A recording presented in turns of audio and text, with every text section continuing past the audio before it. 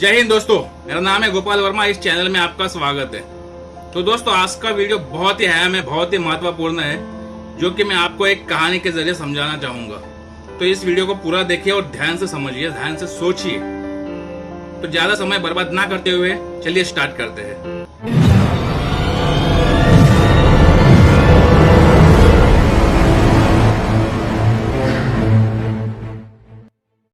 तो गाइज, ये कहानी एक राजा की, जिसका बहुत बड़ा साम्राज्य था, जिसके पास किसी भी चीज की कोई कमी नहीं थी। लेकिन वो राजा बूढ़ा हो चला था, वो बीमार रहने लगा था और कभी भी उसकी मौत आ सकती थी। तो दोस्तों, इसके बीच उसने अपने राज्य के लिए उत्तराधिकारी घोषित कर दिया और उसको राजा घोषित करके राज्याभिषेक कर दिया। समस्या ये नहीं थी, समस्या ये थी कि वैद्य जी ने उनसे कहा था कि राजा साहब, आपके पास बहुत कम समय बचा हुआ है, आप अपने जो दिन बचे हुए उसको आप जंगलों में बिताइए, तपस्या कीजिए, ऊपर वाले की भक्ति में लगाइए।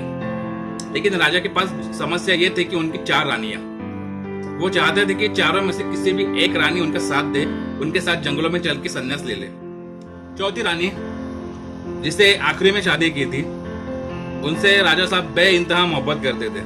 उनके कक्ष में जाकर पहुंचे और बड़े उम्मीद से उनसे कहा कि मैं संन्यास लेना चाहता हूँ, मेरे आखिरी जो दिन है, जो आखिरी दिन बचे हुए हैं, मैं वो जंगलों में बिताना चाहता हूँ। क्या आप मेरे साथ जंगलों में चलने के लिए तैयार हो? तो उन्होंने साफ साफ मना कर दिया और कहा कि आपको जहां जाना है जाइए, मैं यही रहूंगी। राजा को समझ नहीं आया कि उसकी बेइज्जती हुई है। मैंने इतना प्यार चौथी रानी से किया और मुझे ये सुनने को मिल रहा है कि आपको जहां जाना चाहिए, मैं नहीं चलूंगी, मैं यही रहूंगी। राजा मुंह लटकाए उस कक्ष से बाहर निकला और तीसरे रानी के कक्ष की ओर चल पड़ा। वहां पे बड़े उम्मीद से जा रहा था, क्योंकि वहां पे भी उन्होंने मोहब्बत बांटी हुई थी। तीसरे रानी के कक्ष में जाकर उनसे कहा कि मैं भी संन्यास लेना चाहता हूँ, आखिरी जो पल बचे हैं वो जंगलों में बिताना चाहता हूँ। क्या आप मेरा साथ चलने के लिए तैयार हो? क्या आप मेरा साथ दोगी? तो तीसरा रानी का जवाब ना था। उन्होंने कहा कि ये क्या पागलपन की बातें कर रहे हैं, आपको अगर रहना है तो यही रहिए, आप अपना आखिरी दिन जो है बचे हुए हैं वो यहीं पे गुजारिए, यहीं पे बिता सकते हैं आप। आपको जंगलों में जाने की क्या आवश्यकता है? आप अगर जाना चाहते हैं तो जाइए, पर मैं नहीं जाऊंगी। अगर आप जंगलों में चले गए तो मैं दूसरी शादी कर लूंगी।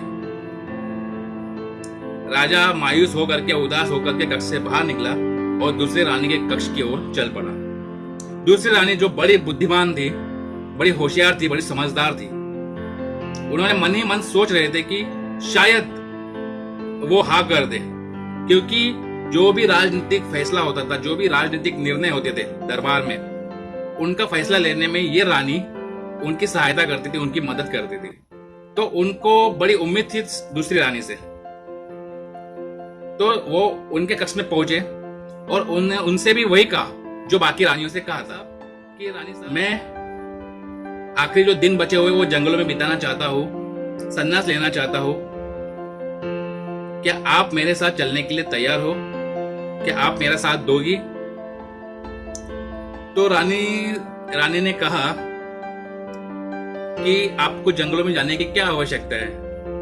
मैं भी आपसे बहुत प्यार करती हूँ, बेइंतहा मोहब्बत करती हूँ, बेहिसाब प्यार करती हूँ, पर मैं चाहकर भी आपका साथ नहीं दे सकती। अगर आप चाहो तो मैं यही रहूंगी, आप बेफिक्र होकर चले जाइए।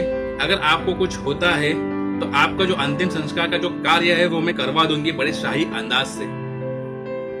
आप उसकी फिक्र मत कीजिए, आप बेफिक्र होकर चले जाइए, आप चिंता छोड़ दीजिए। सारा जो कार्य है अंतिम संस्कार का, वो सारे काम मैं करवा दूंगी। तो राजा बहुत उदास हुए, राजा के मन में खटक गया। राजा वहां से भी मुंह लटकाए बाहर निकल गए और बस जा ही रहे थे कि पीछे से एक आवाज आती है, ठहरिए, मैं आपके साथ चलने के लिए तैयार हूं। राजा ने पीछे मुड़कर देखा तो दरबार के दरवाजे में एक कमजोर स्त्री खड़ी थी, और वो कमजोर स्त्री कोई और नहीं थी, राजा की पहली पत्नी थी, जिसका ख्याल रखना चाहिए था, जिसकी बहुत केयर करनी चाहिए थी। राजा ने उसका ख्याल नहीं किया। स्टार्टिंग में बहुत मोहब्बत की उनसे, लेकिन उसके बाद रानियां आते चली गई और उनसे उनका ध्यान हटता चला गया। तो राजा ने उनसे कहा कि सच में आप चलने के लिए तैयार हो? तो रानी ने कहा कि जी हाँ, मैं आपके साथ चलने के लिए तैयार हूँ, मैं आपकी पहली रानी हूँ और मैं आपसे भी बहुत प्यार करती हूँ। तो यह सुनकर राजा के आंखों में आंसू भरे और बहुत बुरा लगा उन्हें कि जिस रानी का मैंने ख्याल नहीं रखा वो रानी मेरा आखिरी दिनों तक साथ देने के लिए तैयार है, जंगलों में चलने के लिए तैयार है। तो इस बात का बहुत बुरा लगा और दोनों प्रसन्न होकर वहां से निकल गए। तो गाइस, ये कहानी एक राजा और 4 रानियों की नहीं है, ये कहानी मेरी, आपकी, हम सबकी है। इस कहानी में जो 4 रानियां हैं, आज मैं उसके बारे में बात करना चाहूंगा।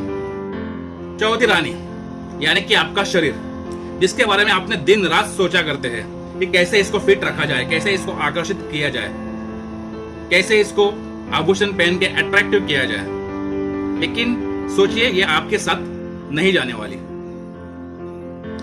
तीसरी रानी यानी कि वो चीजें जिसके पीछे आप हमेशा भागते रहते हैं, यानी लैपटॉप, मोबाइल, घड़ियां, गाड़ी, मकान, गहने, आभूषण, इन सारी चीजों जिसके पीछे आप हमेशा लगातार भागते रहते हैं।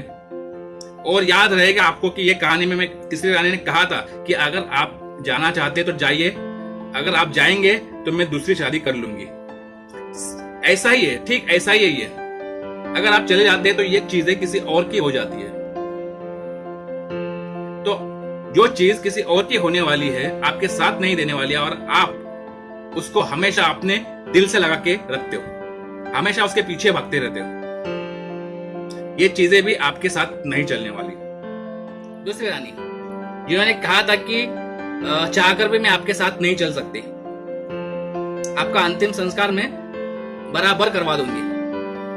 दूसरी रानी यानी कि आपका परिवार, आपकी फैमिली, आपके फ्रेंड्स, आपके वो लोग जिससे आप बहुत बेइंतहा बेहिसाब प्यार करते हैं।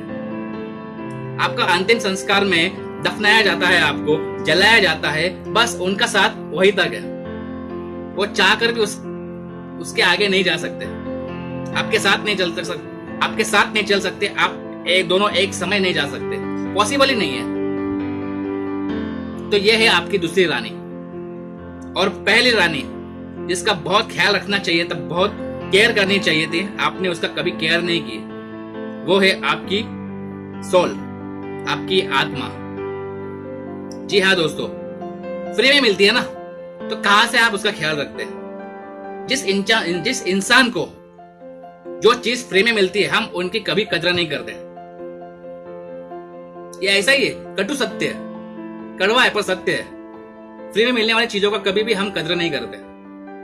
हम हमेशा दुनिया के पीछे भागते रहते हैं, पर इस आत्मा को हम हमेशा निग्लेक्ट करते हैं। इसे क्या चाहिए, इसकी इंटरनल सेटिस्फेक्शन, इस इंटरनल हैप्पीनेस के बारे में हम कभी सोचे नहीं है, कभी सोचते भी नहीं है। हमेशा इसको हम साइड में रख देते हैं, इसके बारे में हमने कभी ना ध्यान देते ना ख्याल करते हैं।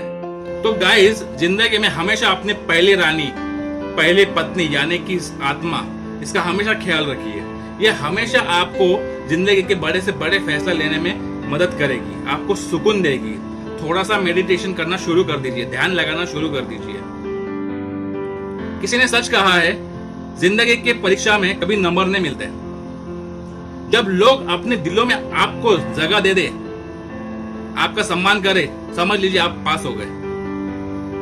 कुछ कर दिखाइए ऐसा कि दुनिया करना चाहे आपके जैसा। तो गाइस, अगर वीडियो पसंद आए तो लाइक जरूर करिएगा, शेयर करिएगा और कमेंट भी करिएगा। जय हिंद। मिलते हैं नेक्स्ट वीडियो में।